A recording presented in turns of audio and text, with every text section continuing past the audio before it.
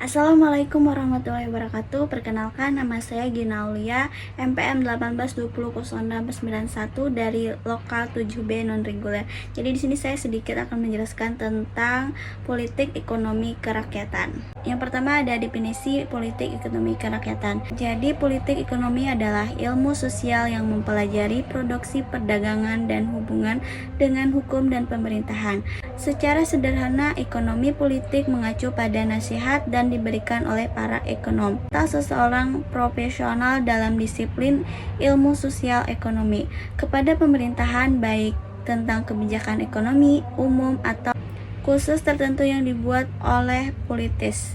Politik ekonomi adalah tindakan-tindakan tertentu yang diambil atau dilakukan pemerintahan untuk mencapai tujuan yang telah ditetapkan. Misalnya di Indonesia sebagai berikut. Yang pertama, meningkatkan kesejahteraan penduduk atau warga masyarakat. Yang kedua, menjamin perilaku hukum dan ketertiban masyarakat. Yang ketiga, menjamin kebebasan berpendapat dan pemilih. Yang keempat, mengurangi ketegangan-ketegangan sosial. Yang kelima, mempertahankan diri dari serangan-serangan luar dan menyediakan sarana-sarana kesehatan dan pendidikan secara memadai. Ekonomi kerakyatan sejati merupakan sebuah sistem yang bertujuan untuk mewujudkan rakyat yang sejahtera. Sistem ini juga bersifat terbuka, berkelanjutan, dan mandiri. Yang pertama itu ada terbuka, karena melalui sistem ini harus dapat dipastikan bahwa seluruh masyarakat dan menjalankan usaha dan memilih akses terhadap sumber daya yang tersedia. Yang kedua ada berkelanjutan, artinya kegiatan ekonomi yang dilakukan masyarakat dapat terus berlangsung menjalankan masa depan dan masyarakat sendiri dalam skala yang lebih luas. Ketiga, mandiri, karena masyarakat melakukan kegiatan ekonomi dengan memanfaatkan sumber daya lokal yang tersedia dan memukuskan untuk mencukupi kebutuhan seksama pulanya. Adapun tujuan ekonomi kerakyatan diantaranya yang pertama ada membangun negara yang berdaulat secara politik dan ekonomi. Yang kedua, mendorong pertumbuhan ekonomi negara. Yang ketiga, menaikkan pendapatan masyarakat secara merata. Yang keempat, membebaskan masyarakat dari oligarki kelompok elit yang memegang modal. Adapun ciri-ciri ekonomi kerakyatan sebagai berikut. Yang pertama, sumber daya alam penting yang mencakup hajat hidup orang banyak dikuasai oleh pemerintahan. Yang kedua, memperhatikan kemakmuran rakyat dengan meningkatkan kualitas kehidupan. Selanjutnya yang ketiga adalah peluang usaha semua besar dalam memperoleh pekerjaan ataupun membuka usaha.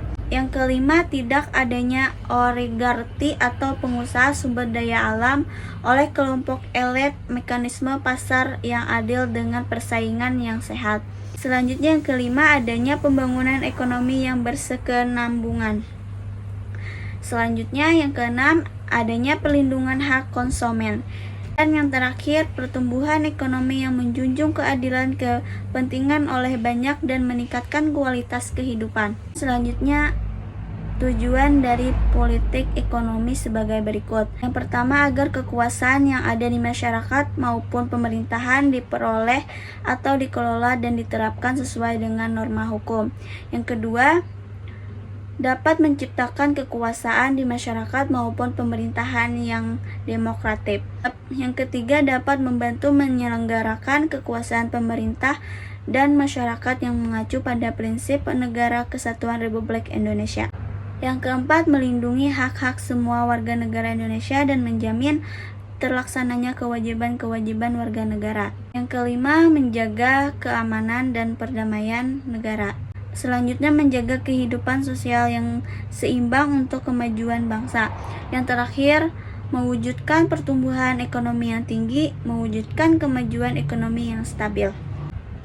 Ekonomi Pancasila adalah sebuah konsep kebijakan ekonomi setelah mengalami pergerakan seperti bandul jam dari kiri ke kanan, hingga mencapai titik keseimbangan ke kanan, artinya bebas mengikuti antara pasaran, sedangkan ke kiri artinya mengalami intervensi negara dalam bentuk terpusat. Secara sederhana, ekonomi Pancasila dapat disebut sebagai sebuah sistem ekonomi pasar dengan mengendalikan pemerintahan atau ekonomi pasar terkendali. Dilihat secara beberapa konsep gagasan ekonomi Pancasila adalah sama dengan ekonomi kerakyatan. Yang terakhir kesimpulannya yaitu sistem ekonomi kerakyatan yang bercirikan menegakkan keadilan, demokrasi, ekonomi, dan memihak terhadap yang lemah merupakan landasan dan sekaligus sarana dalam rangka mewujudkan keadilan sosial meratakan yang merupakan dasar demokrasi ekonomi. Politik ekonomi kerakyatan tidak berarti mengabadikan sektor formal, tetapi lebih memperhatikan, melindungi, dan memberikan pada usaha-usaha ekonomi rakyat dalam 10 tahun terakhir kurang diperhatikan. Politik ekonomi sangat berkaitan dengan keuntungan dan kerugian yang timbul dengan menerapkan kebijakan tertentu. Ekonomi Pancasila adalah suatu konsep kebijakan ekonomi setelah mengalami pergerakan seperti bandul jam dari kiri ke kanan hingga mencapai titik keseimbangannya. Itu saja yang dapat saya jelaskan. Salah hilap mohon maaf. Wassalamualaikum warahmatullahi wabarakatuh.